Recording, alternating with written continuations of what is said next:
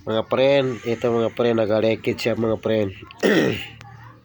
Kaya lagyan natin ng gasket para hindi siya magtagas.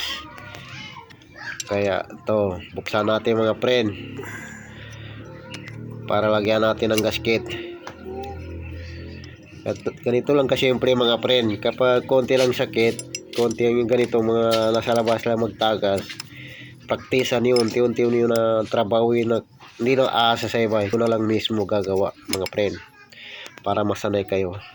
Kaya to, ganito ang ginagawa ko mga friend. Yung mga konti-konti lang na yung tumatagas, nagatulo, ako na lang nag-ayos mga friend. Habang sa tumatagal, lahat nakaya ko na tinatawag nila overhaul.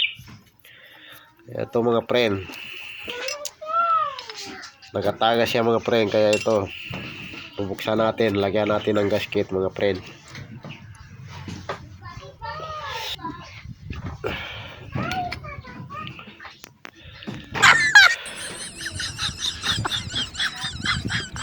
Trapuan natin muna mga friend para magdikit yung gasket kasi may mga oil. Oh my god.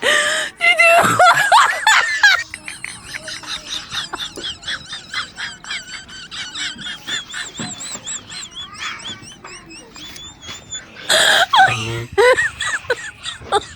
Oh my god.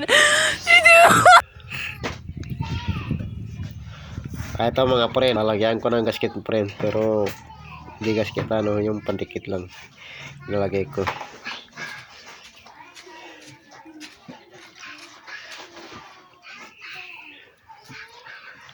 Para hindi siya magtagas, hindi ang oil, sayang lang yung oil pa. Kung ayahan natin, unti-unti maubos ang oil, kaya dapat agad-agad na ayusin para hindi na lalaki ang problema, hindi na lalala.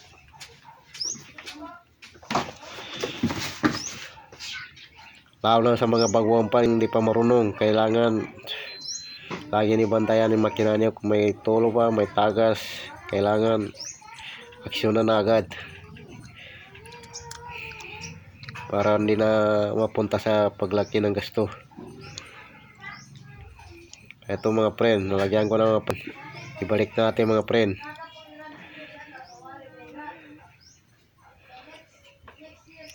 Ganun naman kadali mga friend.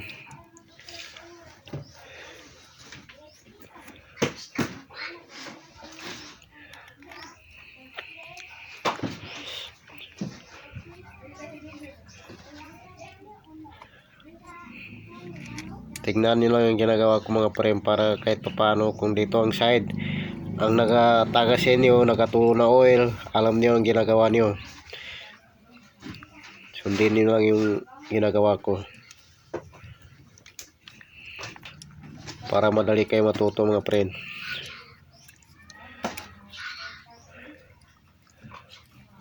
Sana pala mga friend, huwag kayong madam. Kailangan mga friend, kung may dadaan sa inyo, mag-like naman kayo, mag-follow, mag-share. Kung gusto niyo magtaas din ng views niyo, dapat huwag kang madamot, huwag kang tatatamad-tamad.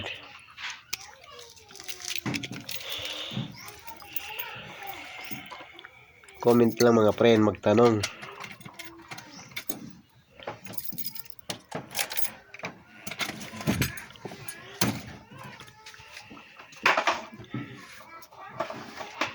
Kaya tapos na yung mga friend. Sundin nyo na ang ginagawa ko mga friend para matuto kayo. Okay na mga friend? Okay. Bye mga friend.